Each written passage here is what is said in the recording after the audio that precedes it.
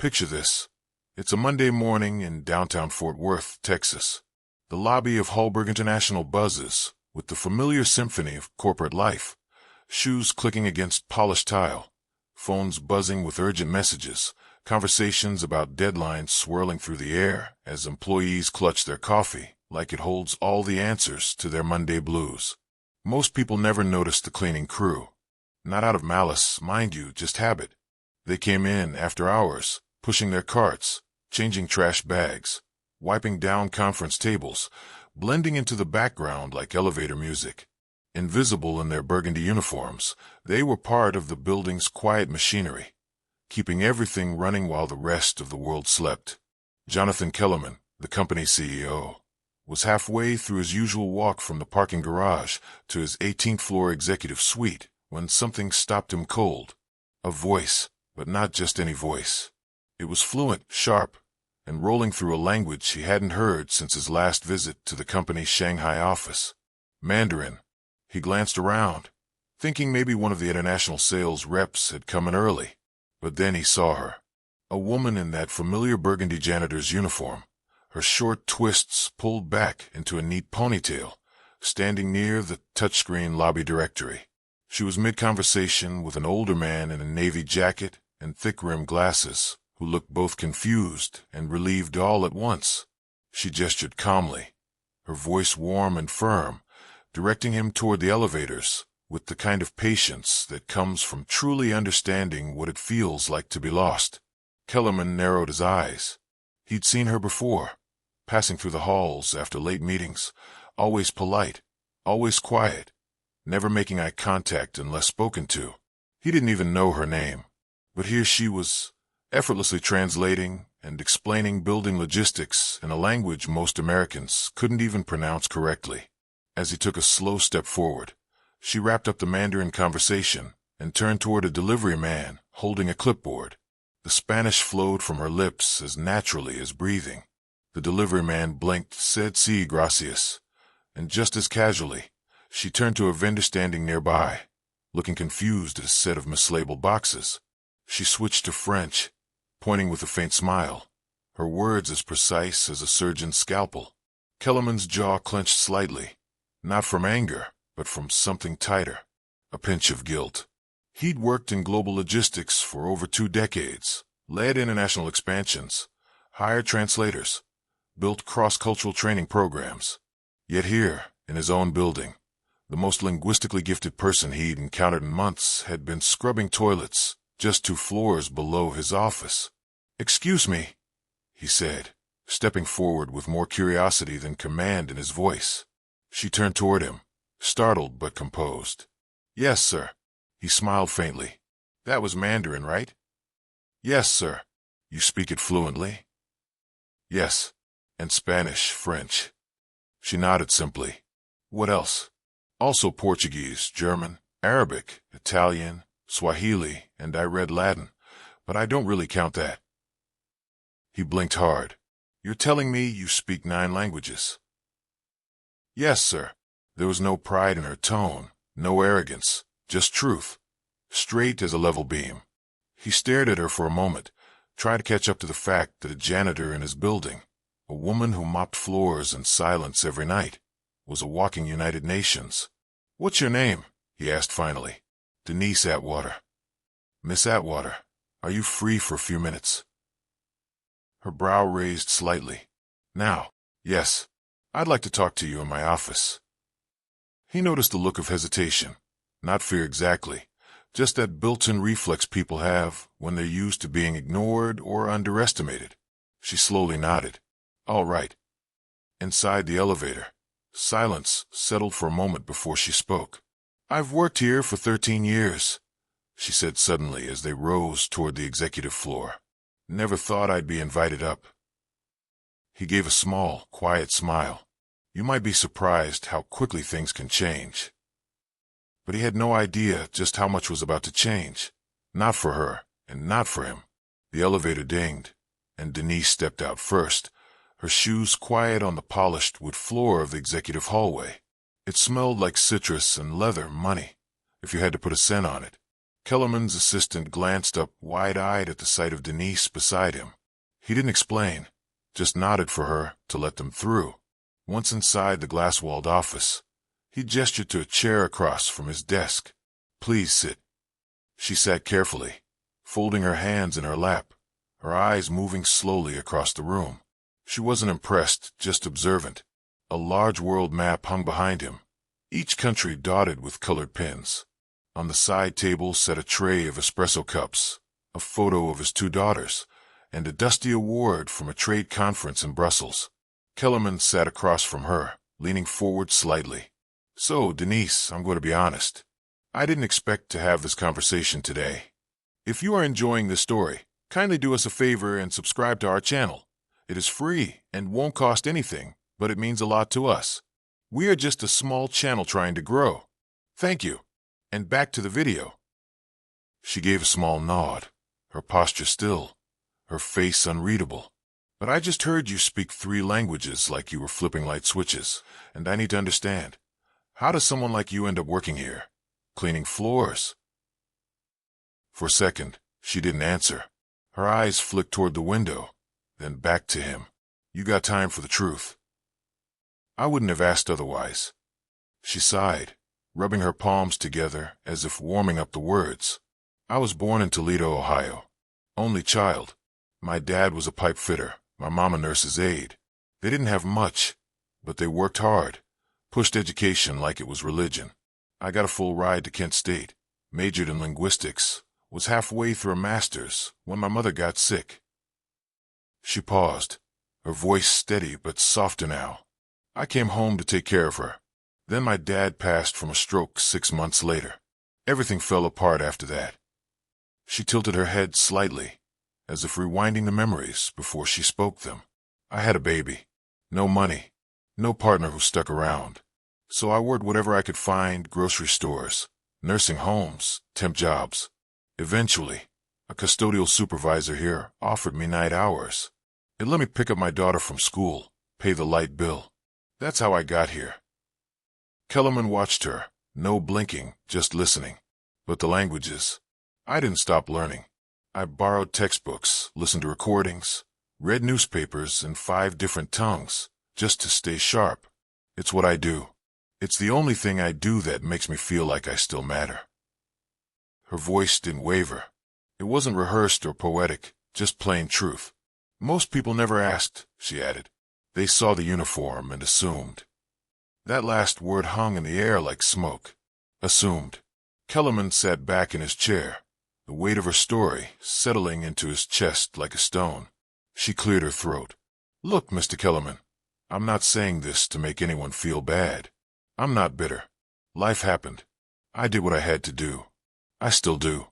But you asked, and that's the answer." He exhaled slowly. Denise Atwater was brilliant, that much was obvious now. But she wasn't asking for pity or even a handout. She was giving him the truth, clean, clear, and a little heartbreaking. "You ever think about doing anything else?" he asked. She gave a small shrug. "Sometimes. But it's hard to dream when your rent's due."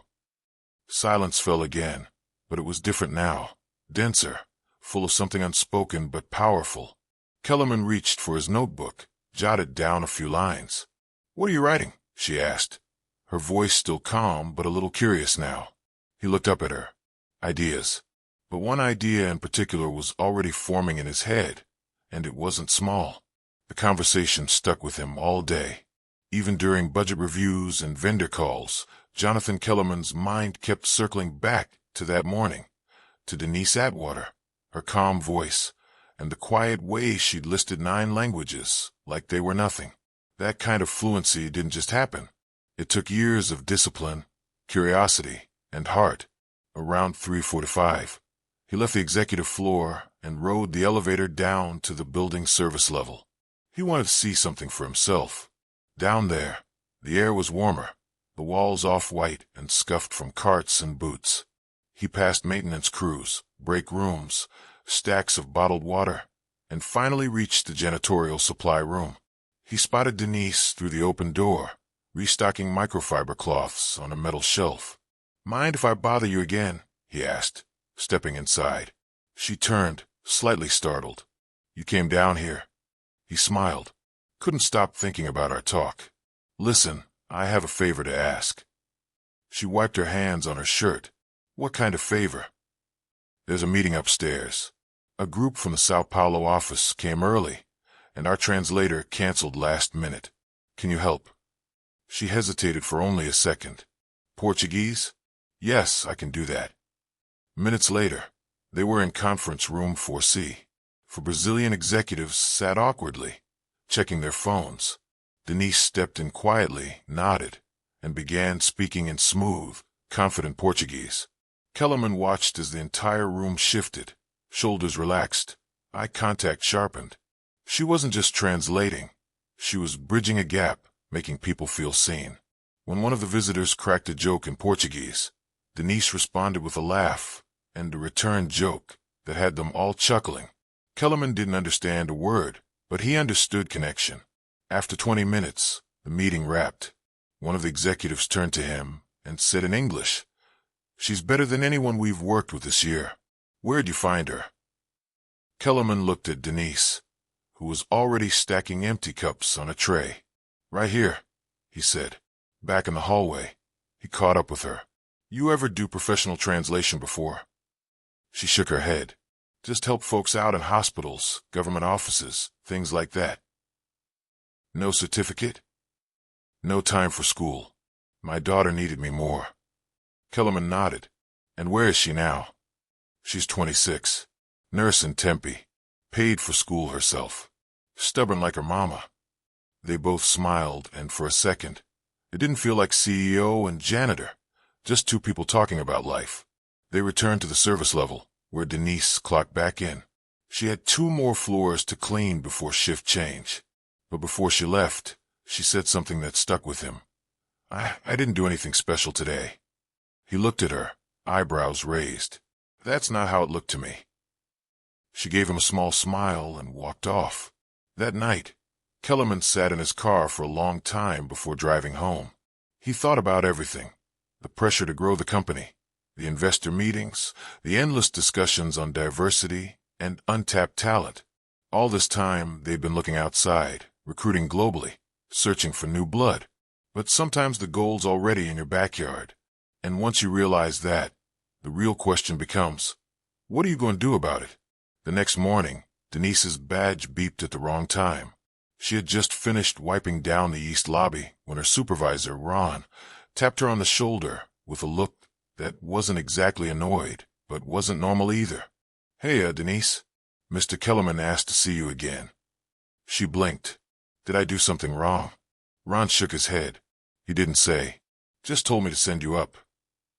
She cleaned her hands on a towel and followed the same path she'd taken the day before. Only this time, everyone in the building seemed to notice her. People she passed looked up. Some whispered. One of the receptionists even gave her a polite smile, like she knew something Denise didn't. When she walked into the executive suite, Kellerman stood near the window, sipping black coffee and staring out at the skyline. "Come in," he said, not turning around yet. She stood quietly by the door until he faced her.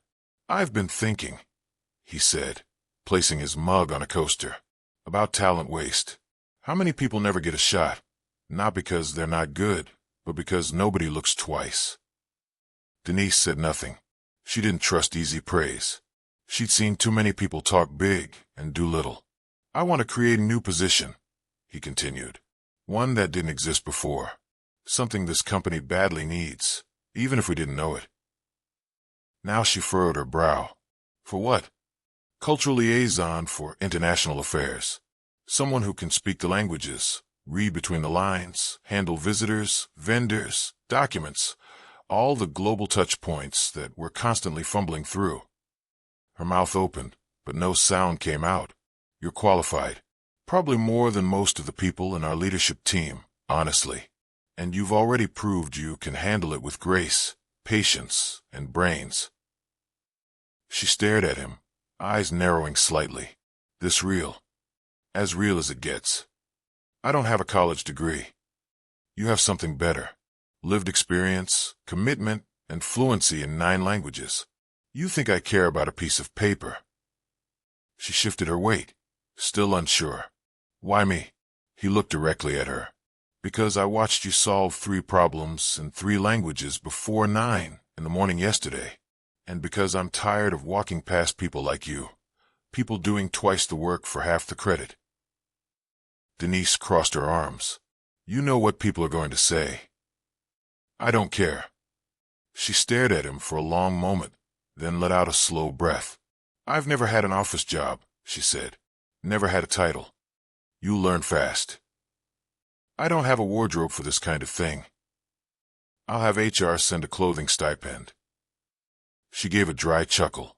You thought of everything, huh? I'm trying. A long pause stretched between them. Then Denise asked softly, what about my shift downstairs? Who replaces me? Kellerman smiled. We'll find someone, but no one can replace you. For a long time, neither of them spoke. She looked down at her hands, then back at him. You sure this isn't some kind of favor? He shook his head. This is overdue recognition. She bit her lip, eyes glistening, but she blinked the tears away before they fell. All right then, she said, her voice firm. Let's see what I can do. He extended his hand. She shook it. It wasn't just a handshake. It was history being rewritten. But what neither of them expected was how everyone else in the building would react. By Wednesday, the news had traveled faster than the elevators. Denise Atwater, the janitor from the night shift, had been promoted to an executive-level position. Nobody knew the full story, just whispers that she spoke a bunch of languages, that the CEO himself had chosen her, that she might have some kind of secret background, maybe government work, maybe even undercover. The gossip bounced from cubicle to conference room. Some folks were curious. Some smiled and said, good for her. But not everyone was clapping. In the staff lounge, 2 marketing assistants leaned close over their salads. I'm just saying, one whispered. I have a master's in international business, and I've been waiting 2 years for a promotion. This lady was scrubbing urinals last week. Her friend shrugged. Maybe she knows something we don't. Oh, please. It's Kellerman trying to look progressive. Check a box.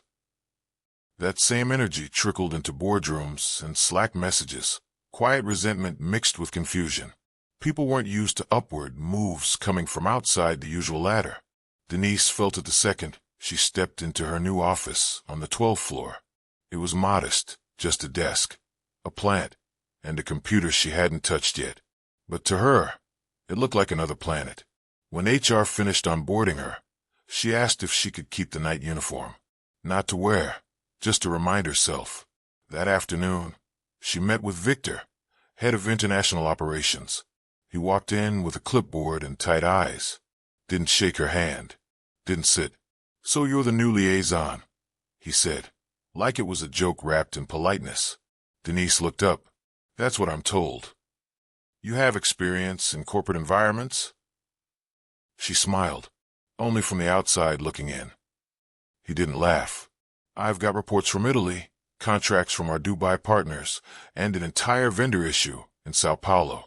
Think you can manage that? She stood up. I'll need a few hours to review, but yes. Victor dropped the folder on her desk and walked out. Later that night, Kellerman stopped by her office. How's day 1? She exhaled, leaned back in her chair. I've had worse. He smiled. Victor give you a hard time. He doesn't scare me. I figured. She paused, then added, but can I ask you something? Anything. Why now? Why me? You could have just given me a bonus and kept moving. He leaned against the door frame. Because I saw myself in you. She raised an eyebrow. You were a janitor? No, but I was overlooked a lot. I came from nothing. My dad fixed cars in a town no one visits. I worked 3 jobs through college. People thought I didn't belong in rooms like this. If you are enjoying this story, kindly do us a favor and subscribe to our channel. It is free and won't cost anything, but it means a lot to us. We are just a small channel trying to grow. Thank you. And back to the video. Denise nodded slowly. Now you're the one deciding who gets in. He nodded back. Exactly. There was a beat of silence before Denise looked down at the file on her desk. "I'll be honest. I'm nervous." "Good. Means you care." She looked up again. "There's going to be people who hate this. They'll get over it. Or they won't. Either way, we're moving forward." Kellerman stood straight. "You have a story, Denise. A real one. And now you've got a platform." Then he turned to leave. As the door clicked behind him, Denise looked around her office. She remembered the years she'd cried in bathroom stalls during lunch breaks, the nights she came home with aching feet and barely enough energy to heat up soup, the birthdays she missed, the promotions she watched go to people who never even said good morning. She opened her desk drawer and placed the old janitor badge inside, not to forget, to remember exactly what it took to get here. But this story wasn't just hers anymore, and the spotlight was about to grow much brighter. By the end of the week, Denise's nameplate was mounted outside her office, black letters on brushed steel. Denise Atwater, Cultural Liaison, International Affairs. It looked official, clean, permanent. Word had gotten out formally this time. The company-wide email hit inboxes Friday morning, sent by Kellerman himself. It was short, clear, and carried weight. He explained her role, her background, and more importantly, her value. He didn't frame it as charity or a feel-good gesture. He made it clear she was the best person for the job. Period. But that didn't stop the noise. Some managers grumbled under their breath. Others softened up once they saw her in action. She navigated conversations with foreign clients better than the software. She corrected mistranslations and old contracts that had cost them money for years, and she never showed off. She just worked quietly, smoothly, better than anyone had expected. On Monday, Denise was asked to join a meeting with a delegation from Morocco. The company's North African expansion had been stuck for months over miscommunication and mistrust. She walked into the room in a soft beige blazer, sat at the table, and introduced herself in fluent Moroccan Arabic. The room changed. You could feel it, the shift. People leaned in. They listened. Because when someone speaks your language, you don't just hear words. You hear respect. After the meeting, one of the Moroccan partners approached her privately. He touched his chest gently, a traditional sign of gratitude. "No one's ever done that for us," he said. "Not in our language. Not like that." Denise nodded. "You matter. That's all." By midweek, Kellerman made another move. He renamed the company's main training room, where all new hires gathered for orientation and where mid-level leaders held workshops. The plaque outside the door was taken down. In its place, the Atwater Room. No big announcement, no party, just a quiet sign and a shift that meant more than flowers or cake ever could. Later that afternoon, Kellerman stood outside the room, watching as a new group of interns filed in. He heard one of them whisper, "Who's Atwater?" A senior staff member answered, "She's someone who reminded this place that greatness doesn't always come in a suit." That same day, Denise found a sealed envelope on her desk. No return address, just her name, handwritten in block letters. Inside was a note. "I used to think I'd be invisible forever, but today I stood a little taller because of you. Thank you." No signature, just proof that people were watching, people who needed to see what was possible. Denise sat there, staring at the words, her throat tightening. She didn't cry. She didn't need to, because that was the moment she realized this wasn't just a job. It was a door. But not every door stays open without a fight, and someone was already planning to push back. The backlash didn't take long to show its face. Late Thursday, Denise was called into a meeting, not by Kellerman, but by someone higher up. Eleanor Craig, a senior board member who'd flown in from Dallas. She'd been with the company since the 90s. Sharp suits, sharper tongue.